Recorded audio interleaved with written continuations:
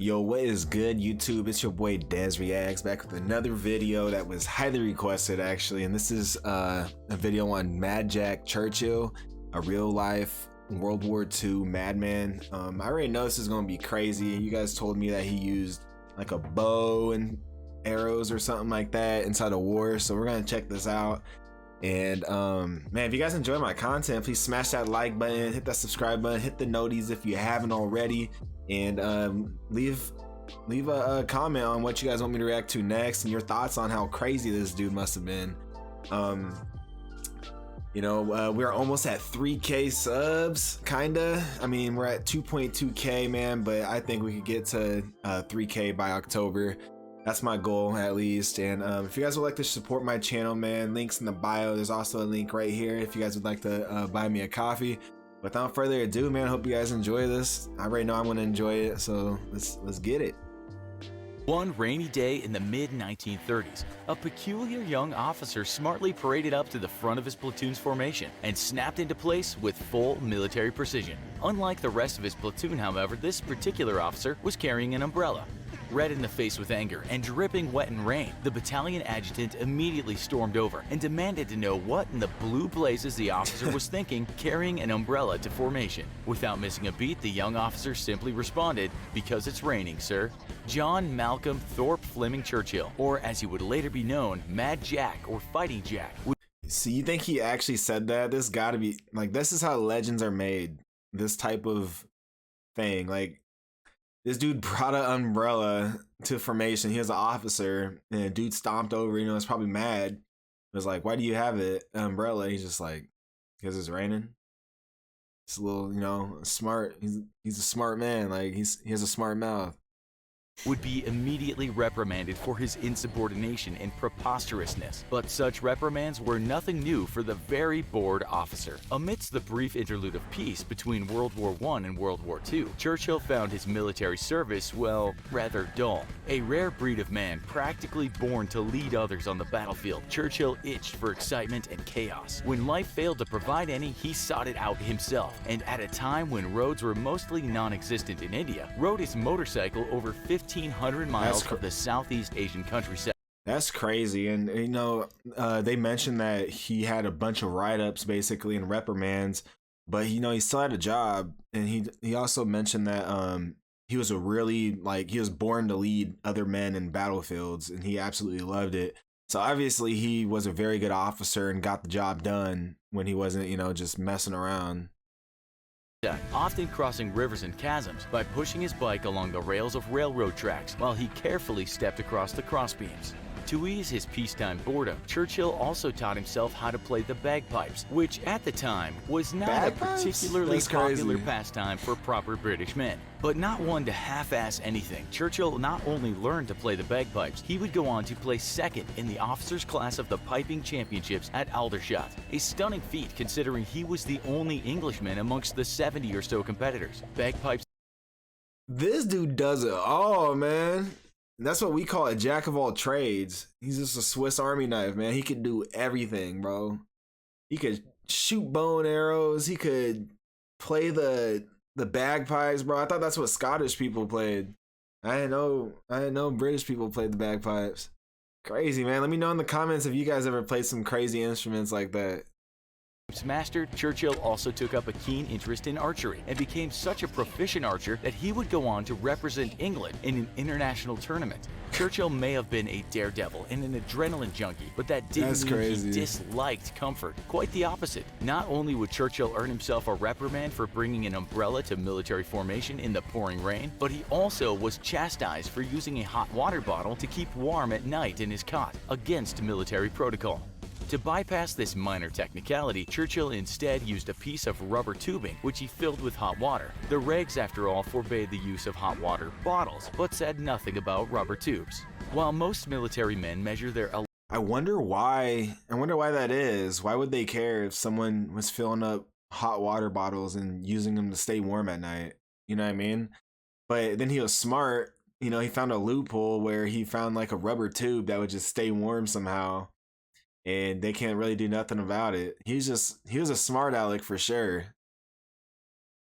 alleged toughness by their ability to suffer hardship, Churchill saw no need for such inane displays of machismo, or perhaps he was, as many sources state, bored out of his mind by peace and entertained himself by annoying his senior leadership. Whatever the truth, if anyone thought Churchill was a soft man because he preferred to stay dry in the rain and sleep in warm comfort, they would be sorely mistaken, as the world was about to find out with the outbreak of World War II. In 1939, the German army invaded Poland from one side, as the Russians invaded from another. Polish defenders were caught between the two surging armies and quickly surrendered. The hostilities prompted Britain and France to declare war on Germany, and at last, Churchill... Yeah, I couldn't imagine how the Polish felt, man. They're basically helpless. There's nothing they can do because, you know, Hitler and the Germans were invading Poland, and the Russians were going into Poland too, probably to fight the Germans. So like they're just nothing they can do. Tough. Churchill's long stretch of peacetime boredom came to an end, commenting that I was back in my red coat, the country having gotten to a jam in my absence. Churchill left behind his brief peacetime life of modeling and appearing in famous films as an extra to ship out to France. However, bro, Churchill did everything, bro. He played bagpipes for like the officers club. He took part in archery for the country of Britain in some games. Then he's doing this. Like, bro, this dude's crazy.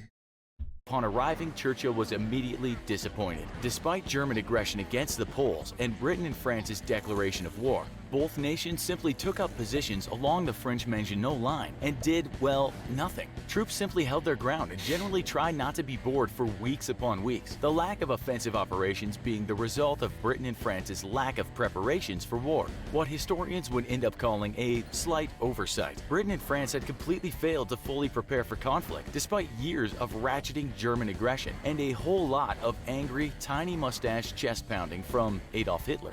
Whatever the case, Churchill found himself a victim of Allied unreadiness, a situation which did not suit him at all. There was a war on, damn it, and like a puppy straining on the leash, Churchill wanted his share of it. With the Soviets invading Finland, Churchill joined a volunteer detachment of British soldiers sent to aid Finn forces. They might not be Germans, but fighting anyone who was being an international dick was better than fighting nobody, Churchill supposed.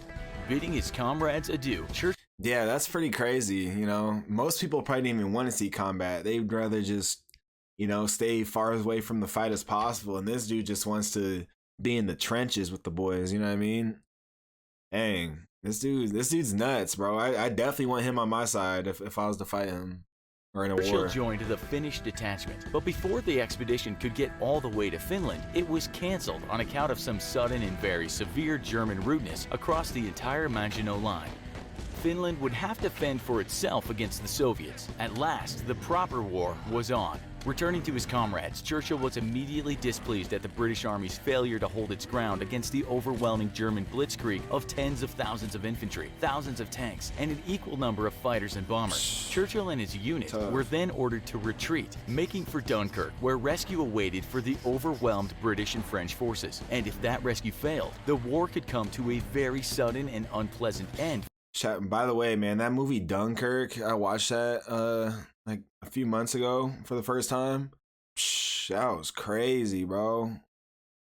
Crazy. They almost didn't make it.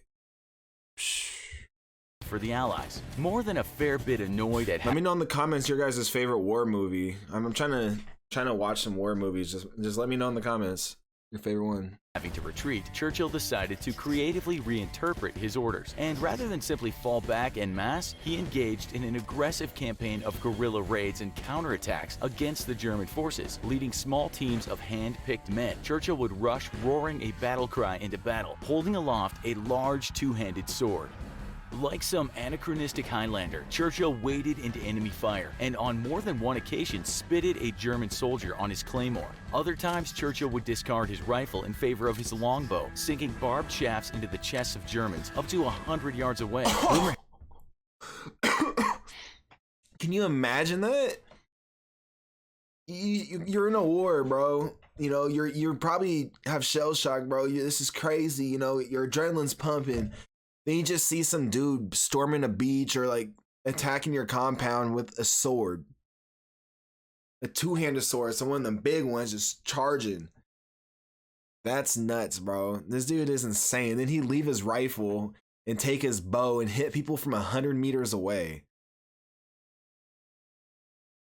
Psh, this dude is crazy, man. And I know this, obviously, this little short of Mad Jack Churchill's probably leaving out some, you know, crazy details that you guys probably know about. So if you guys, if they haven't mentioned something that about him, man, let me know in the comments, bro. This dude's crazy.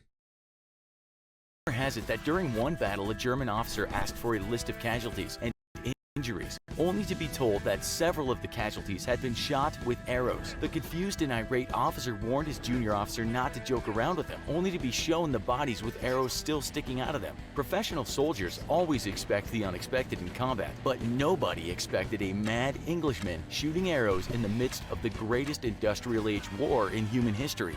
During a lull in the fighting, Mad Jack Churchill, as he was now known, was spotted by a fellow officer riding his signature motorcycle, longbow on his back, arrows sticking out of packs strapped to his body, and a German officer's cap on the motorcycle's headlamp. As Mad Jack dismounted, the officer noted a streak of blood across his ear and neck, and asked about the fresh injury. Asking for a stiff drink in return, Churchill responded that he and his men had ran into a German machine gun, and his men had screamed for him to run, but he had simply been too tired to. Churchill had thought it's simpler to destroy the machine gun nest, even after being shot through the neck. Successfully making it across the channel back to England, Churchill got wind of a new military organization. Bruh. So this dude, you know, obviously his orders were to retreat inside the battle. And no, he wasn't just saying, I'm too tired, you know, to move. I just want to rest. Like, he was probably exhausted from fighting. And he knows if he tried running across the field or something, you know, they might, you know, catch him. Like, or get him lacking. But this dude charged like a little outpost and threw a grenade in it. That's crazy, bro. And he got shot in the neck while doing it. And then he's over here looking for a new fight to join. Bro, some of you Brits are crazy, bro. Being formed called the Commandos. The request for volunteers was secretive but promised aggressive military service, which was more than good enough for Churchill. The progenitors to Britain's modern special forces, commando service included weeks of training in demolitions, firearms, infiltration, and all manner of other topics which Churchill absolutely adored. During commando training, however, Churchill also met a woman whom he would immediately marry and remain happily married to for 55 years until his death. Damn. On December 27, 1941, Churchill had his chance to rejoin the war as the newly formed commandos assaulted the German garrison at Vågsøy in Norway. Tasked with destroying the onshore artillery in preparation for a full-scale assault, Churchill stood in the lead landing craft with bagpipes, belting out the March of the Cameron Men as enemy machine guns strafed the oncoming boats. As soon as the ramps lowered, Churchill waded ashore ahead of his men, holding aloft his sword and, as one soldier put it, uttering warlike cries. A half hour later, Churchill sent out a brief telegraph to headquarters, reading simply, "Malloy Battery and Island captured. Casualties slight. Demolitions in progress. Churchill." Churchill would go on to win several million. Bro, this dude, man, I'm a fan of him. They were playing bagpipe song on the ship that was about to hit the shore. As soon as the shore came, you know, there's machine gun fire for sure from the Germans. And he was just wading through the water, through the bullets with the sword in his hand in front of everybody, screaming.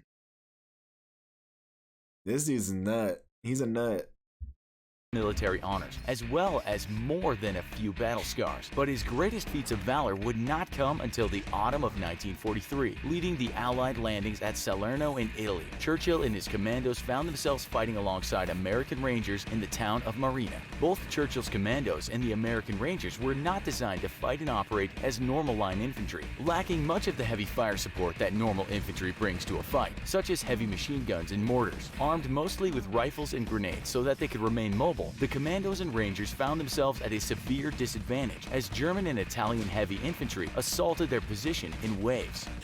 But honestly, that's, you know, probably not that big of a disadvantage, you know, because the commandos and the rangers, these are like, they're technically special forces, you know what I mean? So, like, it's pretty dope. I mean, these dudes were probably well better trained than, you know, normal infantry, obviously.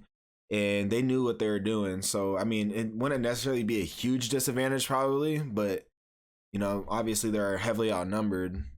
Though casualties were extremely high, the Allied forces beat back every assault. Growing bored of simply waiting for the Germans to come to him to get shot, Churchill decided it would be best to go where they were instead and shoot them there. Ignoring the fact that his forces were grossly outnumbered and had no heavy weapons and absolutely zero support, Churchill led a night raid against a heavily defended German position, rushing out from thick undergrowth and shouting "Commando!" Churchill and his small detachment destroyed the German position and took 136 prisoners. Churchill and one of his corporals, however, had managed to get themselves far ahead of the rest of their unit in the fighting, and suddenly heard the sound of dozens of Germans digging into fighting positions all around them in the nighttime darkness. And honestly, in my opinion, bro, that shows how like well respected and how good of a leader he was. If, you know, these dudes knew they were heavily outnumbered, but they trusted him because he proved himself in the battlefield for sure. Like this is crazy. Then they had 130 prisoners they found, or they caught.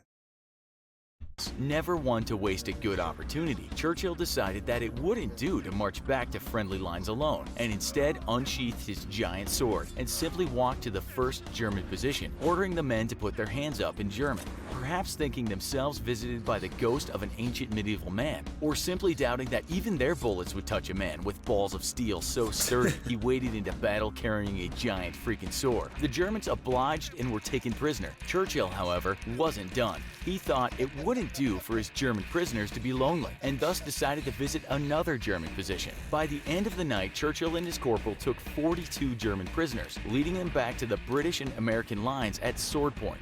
Churchill would go on to explain to a senior officer that as long as you tell a German loudly and clearly what to do, if you're senior to him, he will cry "Jawohl" and get on with it enthusiastically and efficiently, whatever the situation. That's why they make such marvelous soldiers. A few months later, however, Churchill himself would be taken prisoner, surrounded on all sides by Germans and with just 6 men and himself left alive, and with nothing more than revolvers and a single American carbine between them. Churchill fought on until the ammunition ran out, and a mortar killed 3 of his other men and wounded another. With nothing left to shoot back with, and apparently separated from his trusty sword, Churchill pulled out his bagpipes and prepared to meet his end, playing "Will Ye No Come Back Again," until a German grenade knocked him unconscious. Churchill would be sent to a POW camp, but was quick. What, bro? He thought this was the Titanic, bro, going down with the ship, playing the violin, except for he was playing his bagpipes. That's crazy. And, you know, it doesn't shock me that he got put in a situation where he's going to get captured for prisoner of war because, you know, he wanted to be in the thick of everything. Like, this dude's crazy. Growing bored of not killing Germans, he hastily made an escape. Upon his recapture, he was sent to an even more well-guarded POW camp, only to escape again. Meeting up with a column of American armor, Churchill was rescued, but appalled to hear that the war was nearly over. Returning to his unit, Churchill commented, "There are still nips, aren't there?" And thus, Churchill volunteered to ship off to the Pacific. Sadly for Churchill, upon his arrival, the Americans dropped their second nuclear bomb, and the Japanese quickly surrendered. A heartbroken Churchill would go on to say to a friend, "If it hadn't been for those damned Yanks, we could have kept the war going on for another 10 years. Telling another friend, "Bruh, there ain't no way he said that, bro." Is that a direct quote? Let me know in the comments. This dude, he's a nut, bro. He's psycho. He's mad that we dropped the bomb, or that America nuked Hiroshima and Nagasaki, bro. He was mad. He wanted to keep fighting in the jungles where that warfare was crazy. Dang, man. Let me know in the comments, bro. Do you guys think this dude's just psycho? Or you think he was just like a brave British patriot? That the Japanese had double-crossed him by surrendering, Churchill immediately began to look for an opportunity to join the many brush wars raging in the aftermath of World War II. He got his chance in 1948 when Arab forces tried to drive the Jews from what would become Israel. Present in his full dress uniform at a battalion parade, Churchill got news that a Jewish medical convoy had been ambushed by Arab forces. Not wasting a moment, Churchill immediately rushed to their aid, still wearing full dress uniform. Boldly rushing down the middle of the road and into the teeth of the battle, Churchill commented later that "I grinned like mad from side to side, as people are less likely to shoot you if you smile at them." Churchill would go on to rescue 700 Jewish civilians and earn greater military honors for his deeds. At the end of the hostilities, Churchill then went to teach at various military schools, ending his career while... Bro, this dude is crazy. Like, how do you do that? He's saved 70 people or 700 people. That's wild. Let me know in the comments, what is his highest military award? Did he get the Victoria Cross? Or did he not do enough for that? Serving as an instructor at the Land Air Warfare School in Australia.